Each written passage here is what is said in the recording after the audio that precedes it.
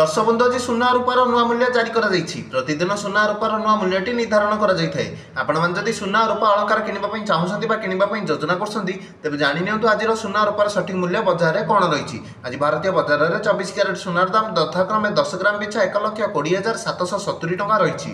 22 carrot सुनार दाम 10 ग्राम पिछा 1,10,700 टंका छुई।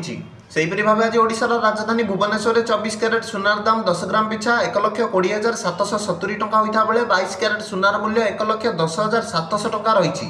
सेहीपरि भाव आज नुआदिल्ली में 24 क्यारेट सुना 1,20,920 टंका होता बेले 22 क्यारेट सुनार दाम यथाक्रमे 10 ग्राम पिछा 1,10,850 टंका रही।